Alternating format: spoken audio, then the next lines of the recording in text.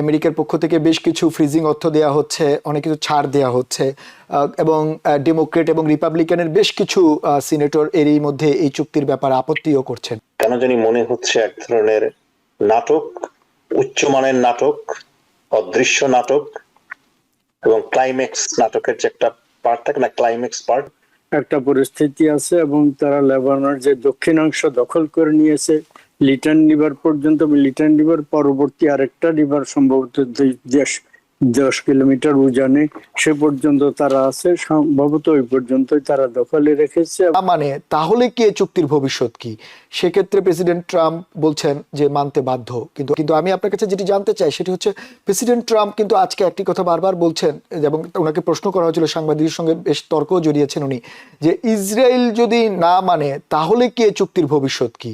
সেক্ষেত্রে president Trump বলছেন যে মানতে বাধ্য, কিন্তু আপনি কি মনে করেন ইসরায়েল শেষ পর্যন্ত এই চুক্তি শর্তগুলো মেনে চলবে? ইসরায়েল সেও তো চুক্তিতে নেই, চুক্তি হচ্ছে ইরান আর যুক্তরাষ্ট্রের মধ্যে, ইসরায়েল সেটা স্পষ্ট করে বলেছে। তবে সেটা লেবাননের ব্যাপারেই তো তাদের সাথে মেইনলি সমস্যা হচ্ছে। লেবাননে তারা মোটামুটি ভাবে এখন তারা এবং হিজবুল্লাহ দুটাই যুদ্ধবিরতি মেনে চলছে আপাতত, কিন্তু অস্বস্তিকর একটা পরিস্থিতি আছে এবং তারা লেবাননের যে দক্ষিণাংশ দখল করে নিয়েছে লিটন রিভার পর্যন্ত, লিটন রিভার পরবর্তী আরেকটা রিভার সম্ভবত 10 কিলোমিটার উজানে, সে পর্যন্ত তারা আছে, সম্ভবত ওই পর্যন্তই তারা দখলে রেখেছে এবং দখলে রাখবে। সেখান থেকে তারা তাদের সামরিক বাহিনী প্রত্যাহার করে নেবে না, স্পষ্টভাবে ঘোষণা করেছে। মানে না যে তারা অনবরত আক্রমণ করে চলবে, কিন্তু ওইটা বলেছে তারা আর আক্রমণ পাল্টা আক্রমণ, তারা আক্রমণ করলে হিজবুল্লাহ আক্রমণ করবে বা ভাইস ভার্সা, এরকম একটা। আমার নিজের আন্ডারস্ট্যান্ডিং হচ্ছে ট্রাম্প যেটা বলেছেন সেটা হলো, ইরান যদি যুদ্ধবিরতি না মেনে চলে তাহলে তাদের খবর আছে, তাদেরকে মানতে হবে।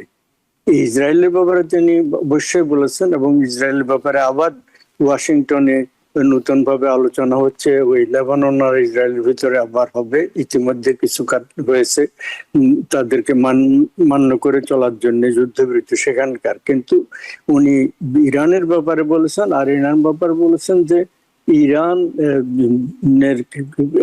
জেডি ভ্যান্স তো জেনেভাতে সুইজারল্যান্ডে যে দুই পক্ষের মিটিং হয়েছে যুক্তরাষ্ট্র এবং ইরানের মধ্যে, সেটাতে জেডি ভ্যান্স ভাইস প্রেসিডেন্ট যুক্তরাষ্ট্র প্রতিনিধিদের নেতৃত্ব করেছেন। একদিন মাত্র তিনি উপস্থিত ছিলেন সেখানে, সে একদিন দীর্ঘক্ষণ আলোচনা হয়েছে এবং মোটামুটি ভাবে দুই মধ্যস্থতাকারী কাতার এবং পাকিস্তান বলেছে ফলপ্রসূ আলোচনা হয়েছে, যুক্তরাষ্ট্রের পক্ষ থেকে ফলপ্রসূ আলোচনা হয়েছে বলা হচ্ছে।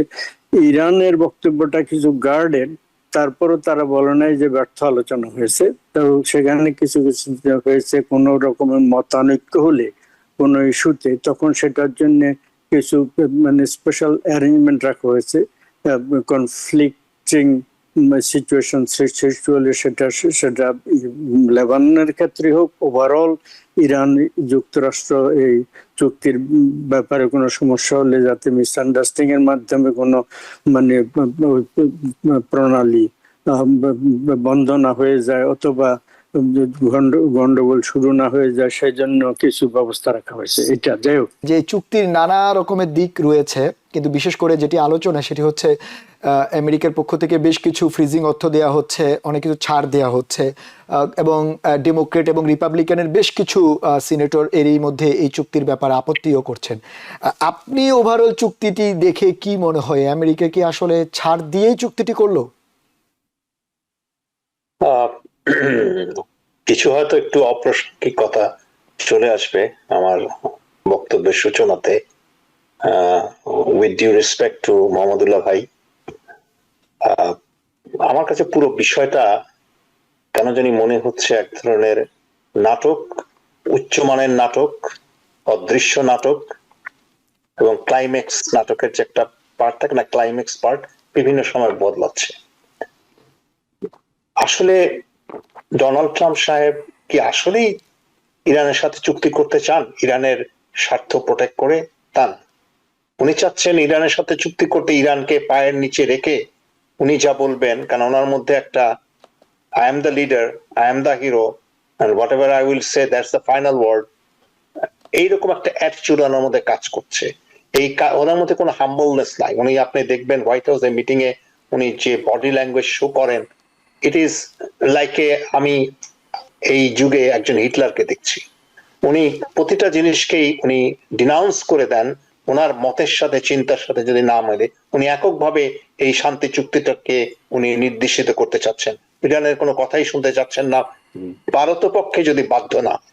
উনি মিটিং চলাকালে, আমি জানি না কতটা সত্য মিথ্যা, নিউজ আসছে যে উনি বলছেন যে ইরান যদি এই চুক্তি আলোচনা থেকে বের হয়ে যায় বা এই চুক্তি না করে, তাহলে এখানে যারা আলোচনা করতেছে তার পক্ষের মানে ইরানের পক্ষে তাদেরকে উনি শেষ করে ফেলবেন। একটা প্রেসিডেন্ট উনি কি এইভাবে কথা বলতে পারেন কিনা? তো এই ধরনের কথা বললে ইরান কেন সেখানে আপনার নেগোশিয়েট করবে ফার্দার এটার সলিউশনের ব্যাপারে? তা তো হচ্ছে না। এবং আমার কেন জানি ব্যক্তিগতভাবে মনে হয় যে আসলে এই চুক্তি হবে কিনা এই ব্যাপারে 80% ডাউট আছে। কোন চুক্তি হবে না, চুক্তির জন্য আলোচনা হবে, একের পর এক আলোচনা হবে, একের পর এক মার্কিন যুক্তরাষ্ট্র শর্ত দিয়ে যাবে, ডোনাল্ড ট্রাম্প শর্ত দিয়ে যাবে, যদি না তারা দেখে যে তাদের কোনো উপায় নাই, এখন চুক্তি করতে হবে। এক সময় রাশিয়া থেকে আফগানিস্তান থেকে রাশিয়া কেন সরে আসছে? বাধ্য ছিল, তাদের কোনো আর উপায় ছিল না, নো ফার্দার চয়েস, চলে আসছে। আমার মনে হয় এই মধ্যপ্রাচ্যকে উনি ধ্বংস করে দেবেন। মধ্যপ্রাচ্য বলে আপনার মানচিত্রে কিছু থাকবে না। মধ্যপ্রাচ্য কার টাকায় মধ্যপ্রাচ্য হচ্ছে? অতএব আমার কেন জানি মনে হচ্ছে আপনার প্রশ্নের সাথে যে আমি কোনো এই বিষয়ে আলোচনা করার কোনো আশা খুঁজে পাচ্ছি না।